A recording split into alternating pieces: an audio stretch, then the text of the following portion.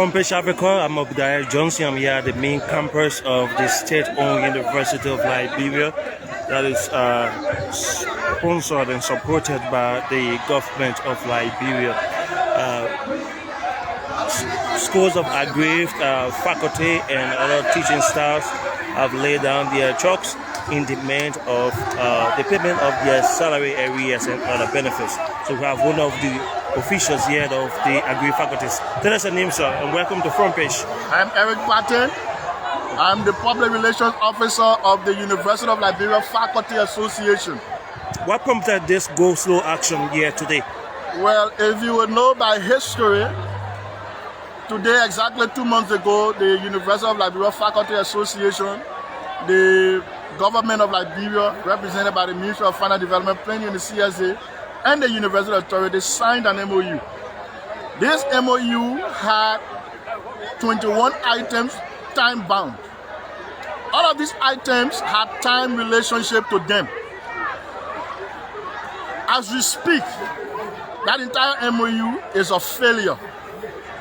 As we speak, the University Authority have refused deliberately to own up to the implementation of that MOU. What are some of the important things that were enshrined in the MOU you're talking about? As we speak, the MOU, when signed on October 1, had series of issues. One, there were issues that were to be handled before we get to class on October 6, and there were issues that were to be handled within the months going.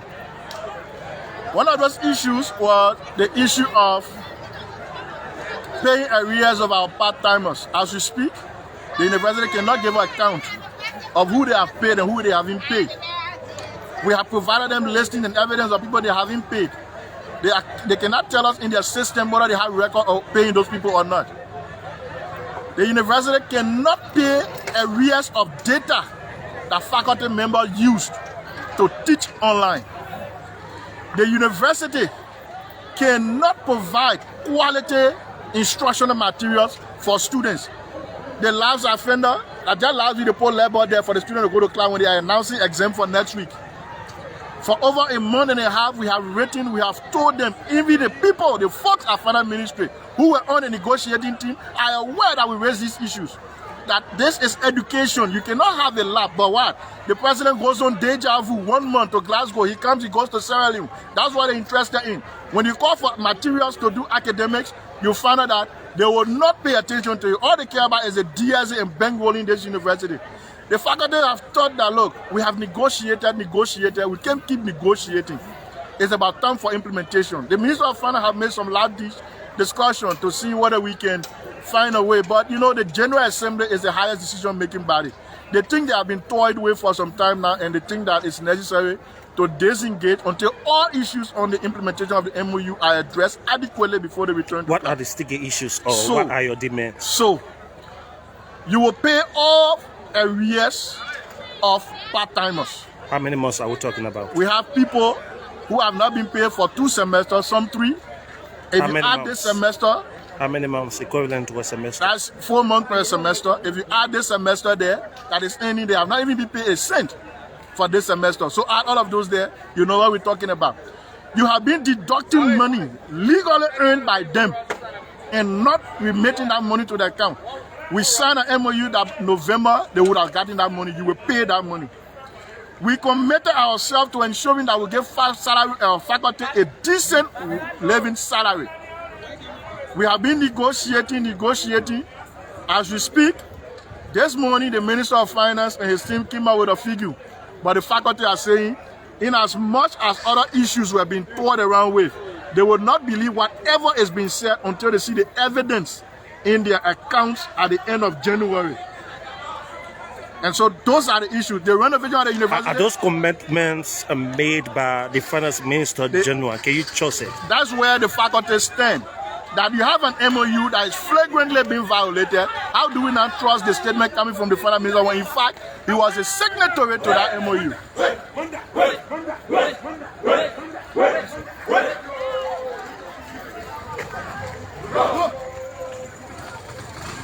So the faculty have thought that the only wise thing to do is to disengage, get all of what we want, And we can't sidestep. We're not going to come back in a filthy environment. You will renovate this university for faculty and students to come here. And it will be adequate for us to come. We're not rushing because we're not just interested in putting out numbers. We're interested in putting out quality. And quality is what we want to ensure here. And we'll ensure that quality by remaining disengaged until all the items on the MOU are implemented.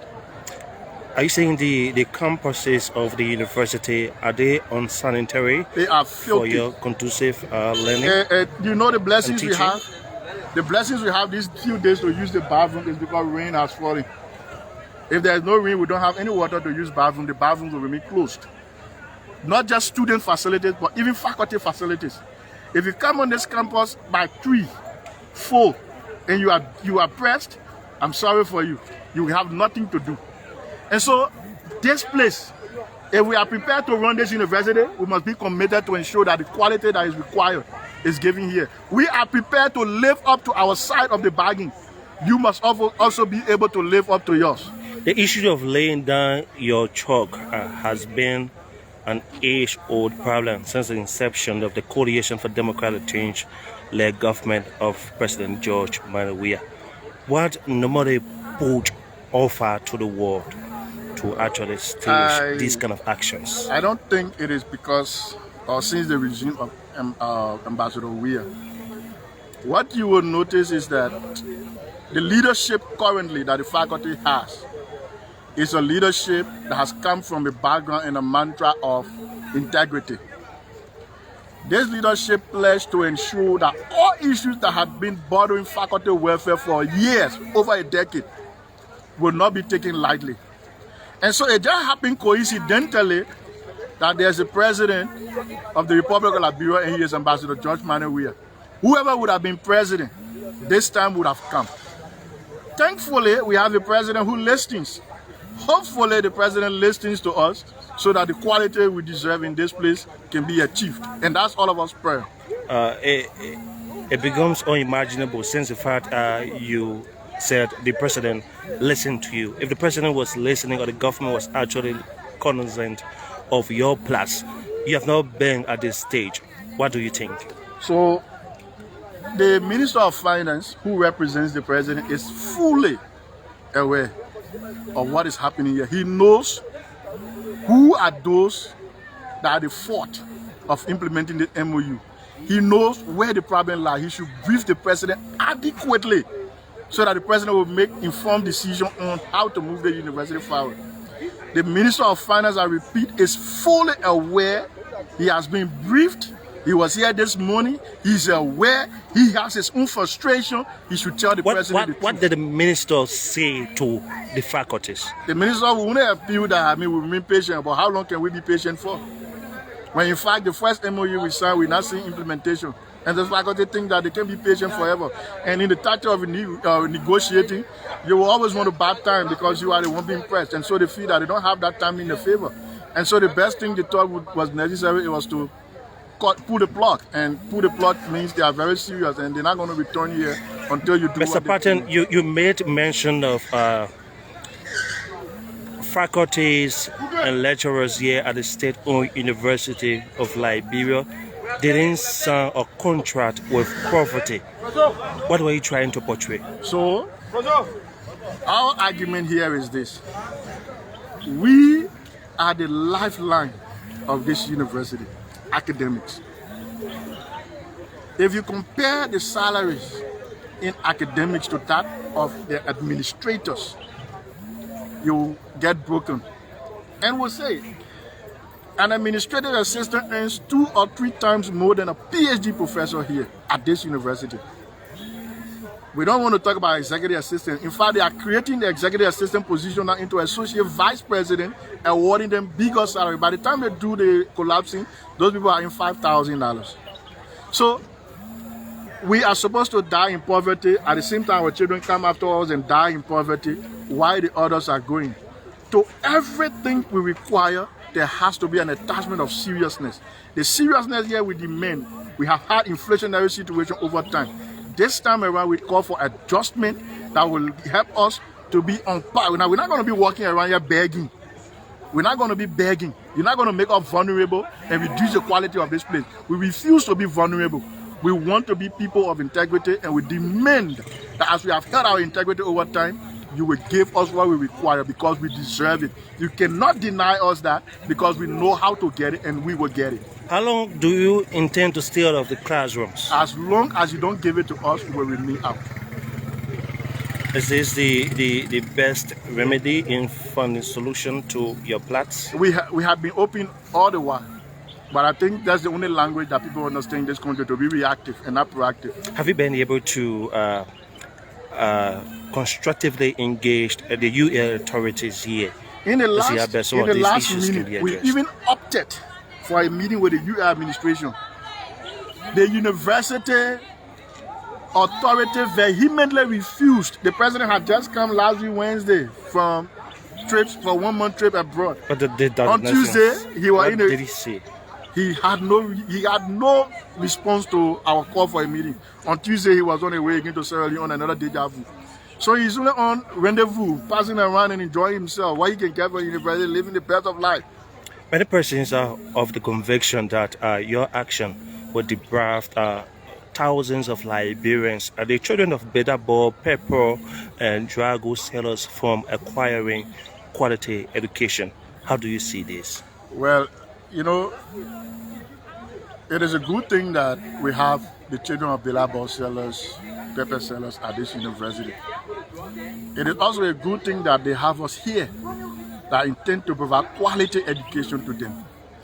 It would be a wrong thing for them to assume, along with our detractors, that we should walk, hungry, or should live in shacks that are leaking on us, our health go down, without any remedy to the solution that you need to sustain quality education. I think the students are in the interest of quality education. And that is why they came to our offices and we told them. They've also made their own engagement with the administration. There has been nothing. They themselves are frustrated. And so it is not just about us. We are in this for together. The sake of the record, I want you to kind of distinguish between part-timers and full-time employees here at the university.